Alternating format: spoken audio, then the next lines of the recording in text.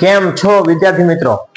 ફરીથી આજે ધોરણ 9 સામાજિક વિજ્ઞાનના એક વિડીયોમાં તમારું હાર્દિક સ્વાગત કરું છું. આપણે નવો વિડીયો પાછો લઈને આવ્યા છીએ. પ્રકરણ નંબર 1 આપણે એક વિડીયો બનાવી દીધો છે ઓલરેડી કે અંગ્રેજોએ કેવી રીતે ભારતમાં આવ્યા, ત્યાંથી કેવી રીતે સત્તા સ્થાપી. બરાબર, જો પ્રથમ ગવર્નર જનરલોની નીતિઓ, અસરો આજે આપણે ઈ જોશું કે બધા ગવર્નર આવ્યા એમણે શું શું કર્યું હતું. તો લાસ્ટ લેક્ચરમાં આપણે એવું જોયું હતું કે વોરન હેસ્ટિંગ અને કોર્નવોલિસ આ બે વિશે આપણે સ્ટડી કરી લીધું હતું કે વોરન હેસ્ટિંગે શું કર્યું હતું. પ્રથમ ગવર્નર જનરલ હતા, એમણે નિયામક ધારો લાવ્યા હતા 1773 માં.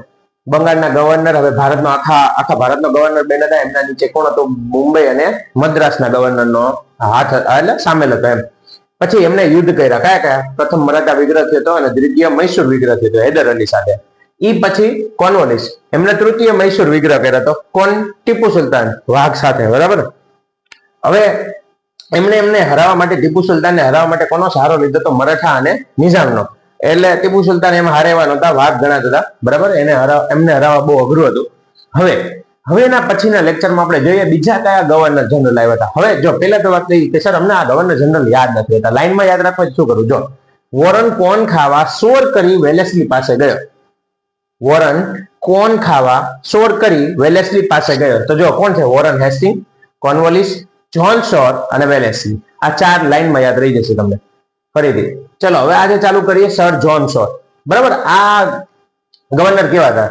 એ તટસ્થતાની નીતિ વાળા હતા, એટલે કે તટસ્થ હતા. બહુ એવું કઈ નહીં કે જે સાચું હોય સાચું, ખોટું હોય ખોટું, એવી રીતે. તો એના લીધે કંપનીની પ્રતિષ્ઠા છે ને બહુ ખરાબ થઈ ગઈ. મતલબ કંપનીનો જે દબદબો હતો ને એ ઓછો થઈ ગયો અને મરાઠાઓ ત્યારે તાકાતવર બની ગયા એ સમયમાં. બરાબર, એટલે એમને સત્તામાંથી દૂર કર્યા જ્હોન શોરને, અને એની જગ્યાએ એવા લોર્ડ વેલેસ્લી. હવે જો એમણે છે ને એક યોજના બનાવી, સહાયકારી સૈન્ય યોજના.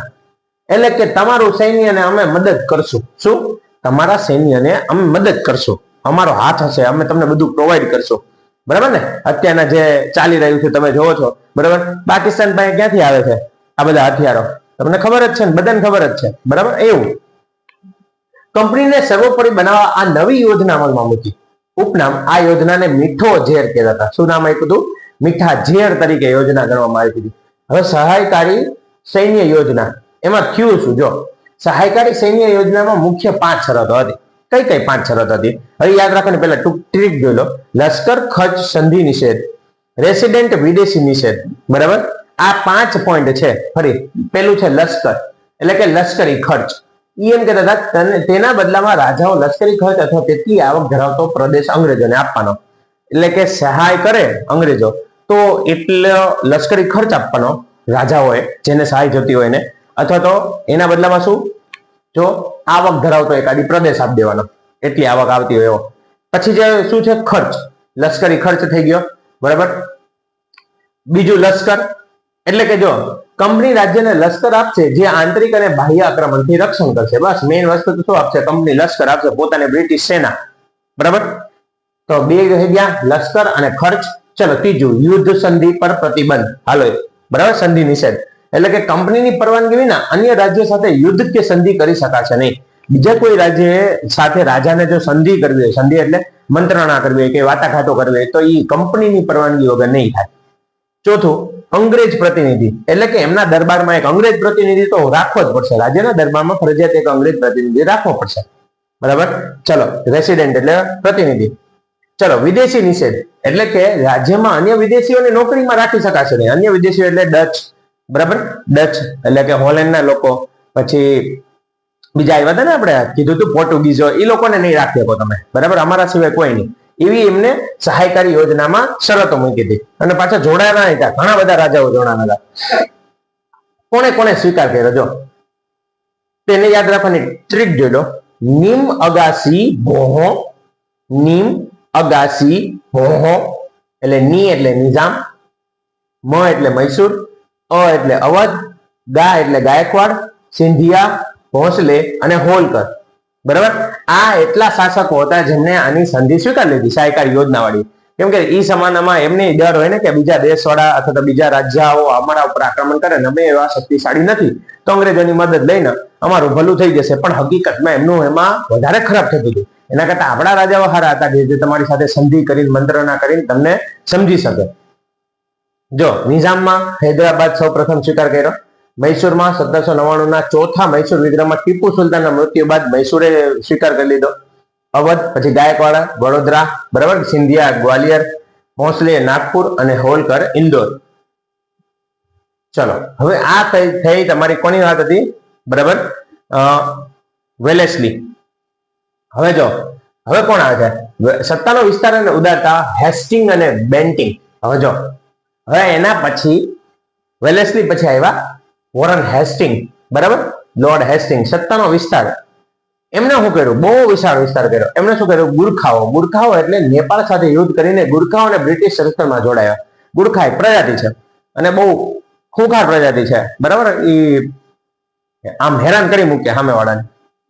તો એવા લોકોને હરાવીને એમની પોતાની સત્તામાં, પોતાના લશ્કરમાં સામેલ કરી દીધા ગુરખાઓને.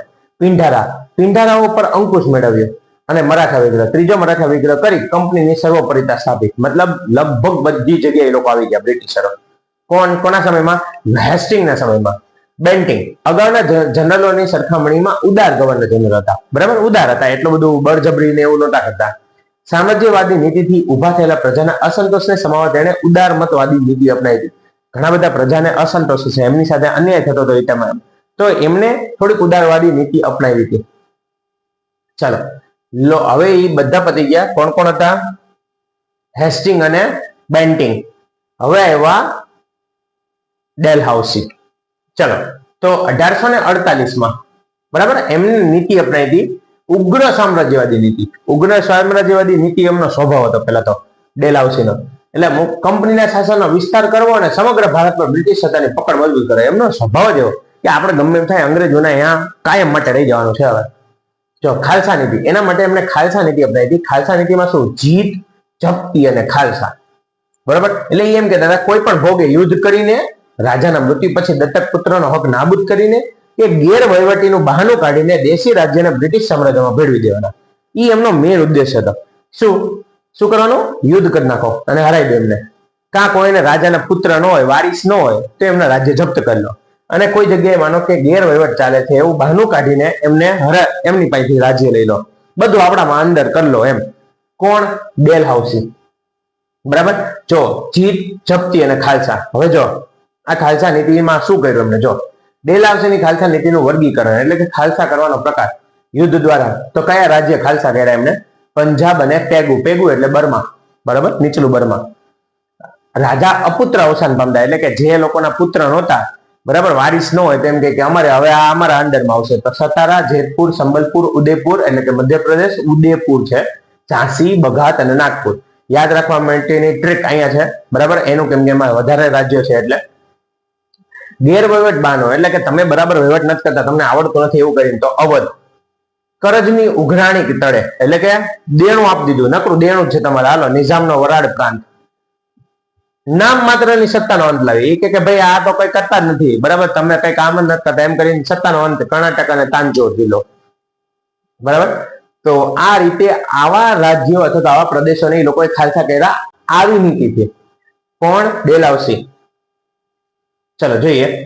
ડેલહાઉસી ભલે એવો હતો ખાલસા નીતિ વાળો, પણ સામે સામે થોડો સુધારાત્મક કાર્ય કર્યા હતા ઇન્ડિયામાં, કે એના લીધે ઘણા બધા આપણે નવી ટેકનોલોજી આવી, નવા સુધારા થયા, રોડ રસ્તા સારા થયા, રેલવે લાઈન શરૂ થઈ. જો એમના સમયમાં ભલે ડેલહાઉસી સામ્રાજ્યવાદી હતો, પરંતુ તેના સમયમાં ભારતમાં અનેક આધુનિક સુધારા થયા. પહેલું રેલવે આવ્યું 1853માં. કોના વચ્ચે ચાલુ થયું? તો મુંબઈ થી થાણા વચ્ચે. યાદ રાખજો, પરીક્ષામાં બહુ પૂછાય છે. સૌથી પહેલું રેલવે 1853માં મુંબઈ અને થાણા વચ્ચે. તાર ટપાલ અને એ સેવા શરૂ થઈ. ભારત અને ઇંગ્લેન્ડ વચ્ચે તાર વ્યવહાર શરૂ થયો. જાહેર બાંધકામ ખાતા એટલે PWD ની સ્થાપના થઈ, બરાબર. જાહેર બાંધકામ ખાતું અને ટપાલ વ્યવહાર, તાર વ્યવહાર. પછી અંગ્રેજી શિક્ષણ ચાલુ કર્યું. ભારતમાં અંગ્રેજી કેળવણીની શરૂઆત થઈ. અને છેલ્લે સામાજિક કાયદા, એટલે કે વિધવા પુનઃવિવાહ કાયદો, બાળ લગ્ન પર પ્રતિબંધ, એ બધા કાયદાઓ એમણે ચાલુ કર્યા હતા, ડેલહાઉસીએ. ચલો હવે આમાં કેવા કેવા સુધારા થયા? જ્યારે અંગ્રેજો આવ્યા ને પછી બે પ્રકારના સુધારા થયા. એક આર્થિક બદલાવ આવ્યો આપણા દેશમાં, અને એક સામાજિક બદલાવ આવ્યો. આર્થિક બદલાવમાં શું થયું? જો કાચો માલ અને બજાર.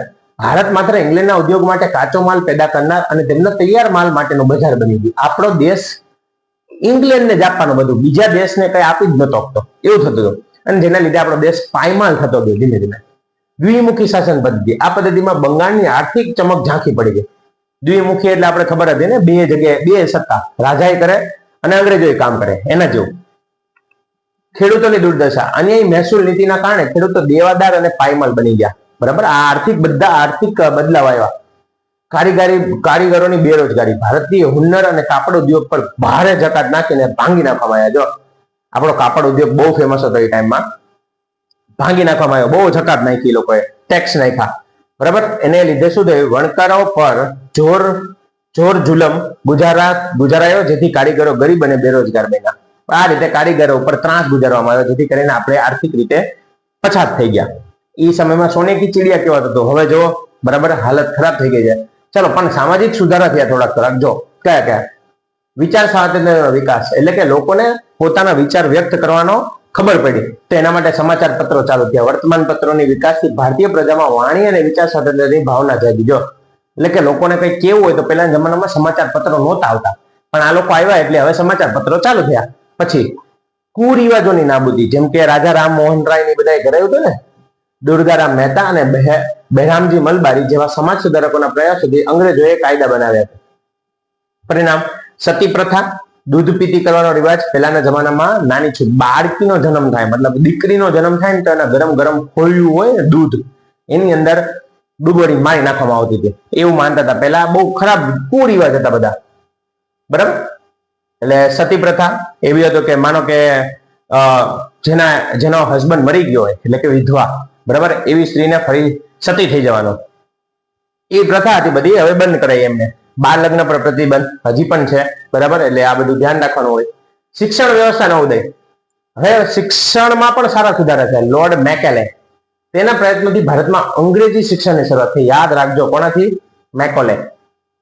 ચાર્લ્સ વુડ, તેની ભલામણથી મુંબઈ, ચેન્નઈ અને કલકત્તામાં સૌપ્રથમ યુનિવર્સિટીઓ સ્થપાઈ. જો ચાર્લ્સ વુડની ભલામણથી સૌથી પહેલી યુનિવર્સિટી બની હતી. ક્યાં? મુંબઈ, ચેન્નઈ અને કલકત્તામાં. આવા બધા ક્વેશ્ચન એક માર્કમાં ધ્યાન રાખવાના. ચલો, 1757 થી 1857 સુધીનું એક ઝાંખી જોઈ લે કે આખા પ્રકરણ 1 માં તમે શું શું જોયું. બરાબર, તો પ્રકરણ 1 માં આપણે એવું જોયું. અહીંયા ફાઇનલી પ્રકરણ 1 પૂરું થઈ ગયું. તમે આઈ હોપ કે બહુ જ મજા પડી ગઈ હશે. બરાબર, કે ભાઈ પહેલા અંગ્રેજો આવ્યા ત્યારથી લઈને છેક સુધી આપણે સામાજિક બદલાવ જોયા, આર્થિક બદલાવ જોયા, કોણે શું સુધારા કર્યા, 6 થી 8 ગવર્નર જનરલના કામે જોઈ લીધા. બરાબર, તો હવે આપણે નેક્સ્ટ લેક્ચરમાં મળીએ SS માં. ત્યાં સુધી અમારી ચેનલને લાઈક કરો, તમારા ફ્રેન્ડને કહો, શેર કરે અને સબસ્ક્રાઇબ કરી દેજો.